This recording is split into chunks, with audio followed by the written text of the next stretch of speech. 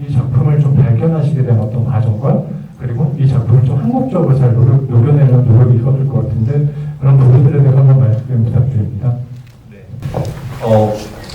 제가 지금까지 관여했던 작품 중에서 원작 소설이 있었던 작품은 처음인데요. 사실 이 작품을 처음 접하게 된 건 서점에서 신간 코너에서 그 자리에서 다 읽었고 그리고 사실 바로 팡턴 구매를 요청했고 되게 빠르게 진행을 했었는데 제가 이제 원작을 안 보신 분들이 거의 대부분이겠지만 원작에서 매혹됐던 부분은 크게 한 두 가지 요소가 있었어요. 첫 번째는 가방에서 시신이 나온다는 점. 산테러로 고인받았었는데 시신이 나온다는 점이 굉장히 자극적이었었고요. 그리고 거기서 시신이 나오는 게 과거의 여러 사건들과 어떤 과거의 여러 사건들이 현재 어떤 식으로 반영하는가에 대한 것들이 되게 저한테 흥미를 끌었고 사실은 원작을 읽고 구매했을 때부터 많이 바꿔야 되겠다는 생각을 했어요. 그 두 가지 요소를 빼놓고는 전부 다 바꾸고 싶다. 캐릭터, 스케일, 여러 가지 바꾸고 싶은데 그 이유는 일단 한국 실정에 맞는 한국의 어떤 구조나 시스템에 맞는 설정을 바꾸고 싶다는 생각이 들어요. 그래서 그런 부분에 좀 집중적으로 박수를 했던 것 같습니다. 그래서 뭔가 이렇게 좀 캐릭터를 벌려나가는 과정에서 뭔가 새롭게 덧붙이고 보완할 때 사실 그게 굉장히 고민이 될 수밖에 없는 부분들이 아니었나. 그래서 이런 캐릭터 구성과 조형에 관한 이야기들을 좀 말씀 주시면 좋을 것 같습니다. 우선 제가 이걸 각색하는 과정에서 꼭 지키고 싶었던 어떤 원칙이라고 해야 되나? 그게 몇 가지가 있었어요. 첫 번째는 스케일을 좀 키우고 싶었어요. 서울 시내 한복판에서 이런 대규모 어떤 사건이 일어나는 것을 구현하고 싶다. 그리고 또 한 가지는 이게 굉장히 많은 언어로 구성이 될 작품일 것 같아서 그들의 직업과 여러 가지를 봤을 때 딕션이 좋고 대한민국을 대표하는 배우분들을 부탁하고 싶다. 그들을 초대하고 싶다라는 생각이 되게 많아서 사실은 아까 모델리스트님께서 말씀하셨던 것처럼 캐릭터의 어떤 그 캐릭터가 아주 크든 작든 간에 그 캐릭터의 기승전결을 좀 캐릭터의 서사가 있게끔 구현하는 게 저의 가장 중요한 목표였고요. 이게 이제 중국 소설이 원작이다 보니 국내의 실정과는 맞지 않는 설정들이 너무 많았기 때문에 어떤 시스템에 대해서 논할까에 대한 고민이 좀 있었어요. 그런데 이제 이 작품을 집필했을 때는 꽤 오래전이기 때문에 세상이 많이 바뀌었죠.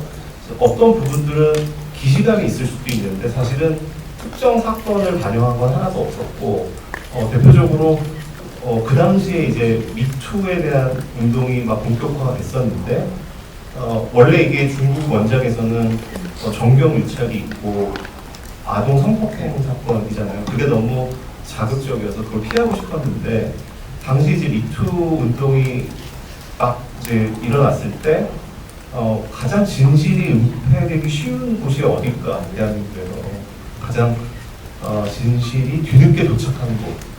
아무래도 상명하복 시스템이 가장 굳건하게 자리 잡힌 데가 어딜까라고 했을 때 이제 군대라는 조직을 선택하게 됐고 뭐 지금은 많이 보편화됐지만 보통 이런 얘기 하잖아요. 사람들이 자기가 믿고 싶은 것을 진실이라고 생각을 한다는 측면이 그 당시에는 그런 어떤 이야기들이 막 나오기 시작했을 즈음이어서 과연 우리가 접하고 있는 뉴스들이나 우리가 진실이라고 믿고 있는 것이 과연 진실인가에 대한 이야기를 하고 싶어서 이제 언론사라는 또 한 조직을 추가했다고 생각합니다. 처음에 이게 16부작으로 기획을 하셨었고 이게 중간에 이제 8부작으로 바뀌었고 그 그러고 있는데 또 이게 새로 편집을 해서 이번에 이제 공개를 하는 걸로 알고 있는데 그러면 이게 그 전과 후가 이렇게 어떤 점이 바뀌었는지도 궁금하고 또 다른 하나는 저는 이거를 5년 전에 원작을 보면서 되게 기다리고 있었어요. 근데 이 장재욱이라고 하는 그 한석규 배우님이 맡으신 캐릭터 그러니까 그 원작을 보면서 왜 이 캐릭터를 한석규 배우님으로 캐스팅을 하셨는지 궁금합니다.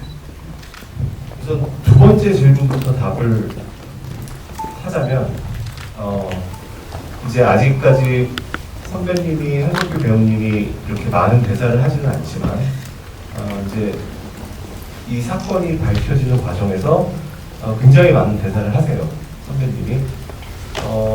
제가 생각했을 때 사실은 한석규 선배님 이외의 대안은 없었고 그 이유는 이제 어떻게 보면 그 또래 대한민국 남성 배우 중에서 가장 정확한 원래 성우 출신이시거든요.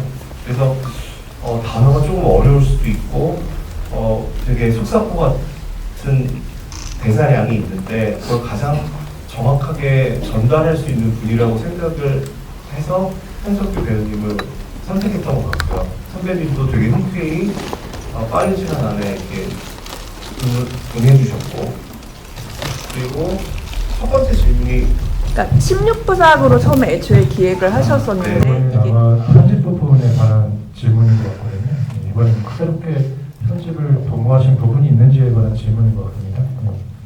아닌데 이게 편집 관련해서 말씀드리면 5년 전, 4, 5년 전에 했던 편집과 지금 다시 편집을 했다는 거에는 크게 큰 이슈라기보다는 그 내용이 아니라 네. 질문이 그 내용이 아니라 그러니까 원래 16부작으로 이제 흐름을 가져가시려고 스토리를 기획을 하셨고 그게 이제 대본이 8부로 줄어들었잖아요. 그러면 거기서 그거는 약간 잘못 알고 계신데 제가 정정드리는데 16부작의 대본은 그대로인데 8부까지만 작업이 된 겁니다. 그러니까 8부의 그러면서 대본은 이제 작업이 안 된 상태로 남아있다고 보시는 게 맞습니다. 그러면은 지금 새로 편집하셨다고 했는데 그 내용에 달라진 게 있나요? 그 편집하면서 내용이 처음에 기획하셨던 것과 지금 재편집하시는 과정에서 내용이 달라진 게 있나요? 내용이 달라진 부분은 없습니다. 질문을 정리해보면 일단은 그 원작을 어떻게 읽으셨는지가 첫 번째 질문인 것 같고요. 두 번째로는 이걸 이제 현지화하는 과정에서 어떤 각색 과정이 있었는지 뭐 이런 질문을 주신 부분이 맞는 것 같습니다. 제가 제대로 들은 게 맞나요? 네. 그래서 이 부분은 아마도 제가 알기로는 모든 분들이 다 원작을 아마 읽지 않으셔야 되지 않았을 거라 생각이 듭니다. 그리고 대표적으로 작가님께서 이 부분을 말씀 주신 게 맞지 않을까 생각이 드는데 아까 제가 뭐 비슷한 질문을 드리기도 했기 때문에 원작에 대한 뭐 이야기를 다시 한번 뭐 부연해 주시되 뭐 이 작품에서 각색 과정에서 뭐 특별하게 더 뭔가 아까 더 추가로 더 말씀해 주실 부분이 있다면 어디에 더 힘을 쏟으시고 싶었는지 뭐 말씀해 주시면 좋지 않을까 생각이 듭니다. 아까 이제 설명한 부분이 좀 있어서 그거 부연하는 답을 드리자면 제가 알기로는 이 소설 자체가 웹소설이라고 알고 있어요. 그래서 연재가 됐고 그래서 어떻게 보면 꽤 빨리 쓰여진 소설이었고 그래서 저는 이게 어떤 각 직업군의 언어가 이제 실제 그 일을 하는 분들의 언어처럼 보이게끔 신경을 좀 많이 썼고요. 그리고 아까 말씀드렸지만 어떤 중국의 여러 가지 직업군의 특성과 한국과는 직업군의 특성이나 시스템이 전혀 다르기 때문에 그런 부분에 있어서 아예 직업을 다 바꿔보이는 게 있고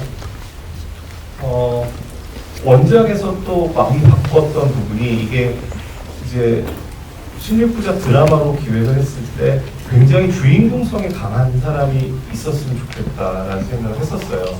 원작을 보면 과거와 현재의 주인공이 다르기 때문에 주인공성을 처음부터 끝까지 확보하면서 가는 인물이 없었기 때문에 이제 과거와 현재를 관통하는 하나의 인물을 새로 창조하는 데 좀 가장 노력을 많이 했고 그게 장재욱 교수입니다.